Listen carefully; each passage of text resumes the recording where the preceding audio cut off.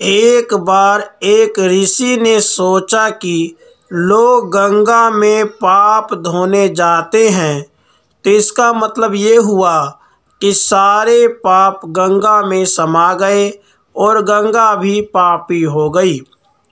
अब यह जानने के लिए तपस्या की कि पाप कहाँ जाता है। तपस्या करने के फल स्वरूप देवता प्रकट हुए। ऋषि ने पूछा कि भगवान, जो पाप गंगा में धोया जाता है वह पाप कहाँ जाता है। भगवान ने कहा कि चलो गंगा जी से ही पूछते हैं। दोनों लोग गंगा जी के पास गए और कहा कि हे गंगे, जो लोग तुम्हारे यहाँ पाप धोते हैं, तो इसका मतलब आप भी पापी हुई। गंगा जी ने कहा, मैं क्यों पापी हुई? मैं तो सारे पापों को ले जाकर समुद्र को अर्पित कर देती हूँ। अब वे लोग समुद्र के पास गए। हे सागर, गंगा जो पाप आपको अर्पित कर देती हैं, तो इसका मतलब आप भी पापी हुए। समुद्र ने कहा, मैं क्यों पापी हुआ? मैं तो सारे पापों को लेकर भाप बनाकर बादल बना देता हूँ। अब वे लोग बादल के पास गए और कहा, हे बादलों, समुद्र जो पापों को भाप बनाकर बादल बना देते हैं, तो इसका मतलब आप पापी हुए। बादलों ने कहा, मैं क्यों पापी हुआ? मैं तो सारे पापों को वापस पानी बरसाकर धरती पर भेज देता हूँ, जिससे अन्न उपजता है, जिसको मानव खाता है। उस अन्न में जो अन्न जिस मानसिक स्थिति से उगाया जाता है और जिस वृत्ति से प्राप्त किया जाता है, जिस मानसिक अवस्था में खाया जाता है, उसी अनुसार मानव की मानसिकता बनती है। अन्न को जिस कमाई से प्राप्त किया जाता है, जिस मानसिक अवस्था में खाया जाता है, वैसे ही विचार मानव के बन जाते हैं।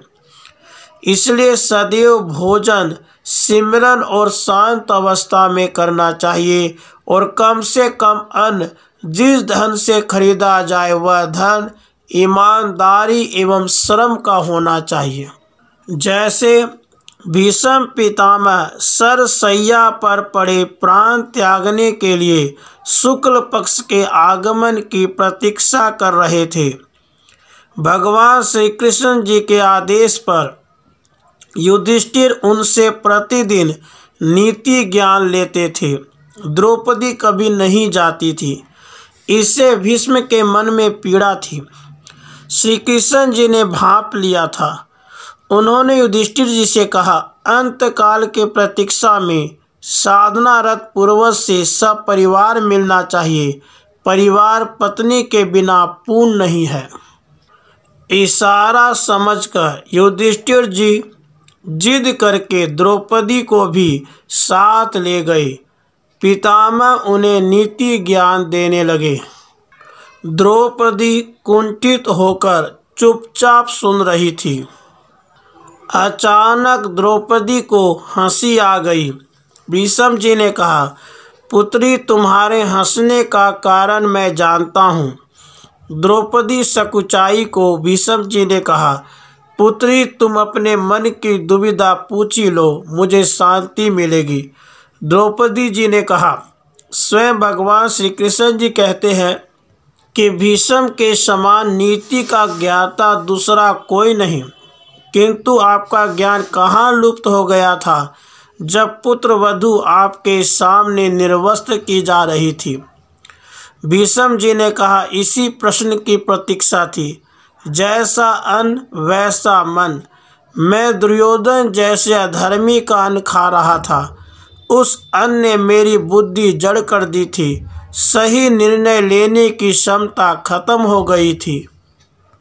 अन्न ही रक्त का कारक है। अर्जुन के बाणों ने मेरे शरीर से वह रक्त धीरे धीरे करके निकाल दिया है। अब इस शरीर में सिर्फ गंगा पुत्र भीष्म शेष है। सिर्फ माता का अंश है जो सबको निर्मल करती है। इसलिए मैं नीति की बातें कर पा रहा हूँ। भीष्म की बात को अटल सत्य समझिए। दुराचार से या किसी को सताकर कमाए गए धन से यदि आप परिवार का पालन करते हैं तो वह परिवार की बुद्धि भ्रष्ट करता है। उससे जो सुख है वह क्षणिक है, किंतु लंबे समय में वह दुख का कारण बनता है।